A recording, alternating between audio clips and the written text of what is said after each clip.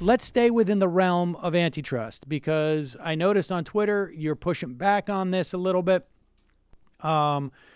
We all are aware of the AT&T Time Warner merger that has been in the offing for quite some time. Those of us who have very good memories remember Jeff Fuchs or Bukes, whatever the CEO of Time Warner's name was, saying at some type of probably around about a year ago, right after Donald Trump won the election, saying at some tech interview, I don't know, convention or something, that he was not worried about Donald Trump's threat to the First Amendment, vis-a-vis attacks on CNN. He was really worried about the Democrats and their push for repeal of Citizens United, and thereby signaling that he understood what was going to be happening under the Trump administration.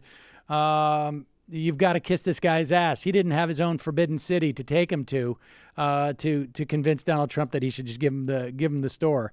But the story that AT&T is pushing right now is that Donald Trump is forcing AT&T to sell CNN because he doesn't like CNN and he's trying to punish them. But in fact, the real story is far more complicated and has to do with media concentration. Yeah. And I'm going to have a larger piece at this at The Nation maybe later today or tomorrow. But of course, yes. First of all, it's not at all clear and probably untrue that the Justice Department asked AT&T to sell CNN in isolation. That's not what other outlets have reported. In fact, they've reported that they gave AT&T a choice. You can sell Turner Broadcasting, which is bundles CNN with TNT and TBS and I think about 20 different channels. Yep. You can sell that to divest, or you can sell DirecTV, which AT&T owns, which is a distributor of satellite television programming. So these are two different things. So under one option, AT&T gets to keep CNN. So I don't understand the. So you can either own the content or the distribution network. You cannot own both, because then you've created a closed system. That's correct, and that's what they're saying. And this came up in the Comcast NBC deal. Yes. Right. The idea was if Comcast owned NBC, then it could favor NBC programming on its own network, or increase the price of licensing NBC programming for somebody else's distribution network. And that's the fear here, too. Now, how did they solve the Comcast problem? Well, Comcast promised to some what they call behavioral remedies, where they promised that they would not, favor their own content. It turned out it was impossible to monitor that. The FCC wasn't able to monitor it. The DOJ wasn't able to monitor it. And what we know from the new guy at the Department of Justice's Antitrust Division, Makam Delrahim, who was confirmed a couple months ago, he said, well, these behavioral remedies, they don't work. We have no ability to figure them out.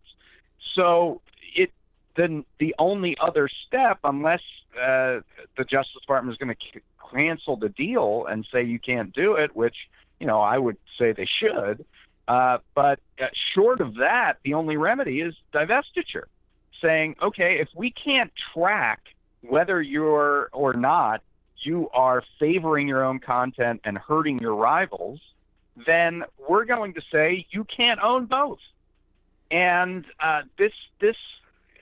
there's really ample precedent for this. In fact, there was a forced divestiture of this type when Time Warner bought Turner Broadcasting in 1996. So there's plenty of precedent for this.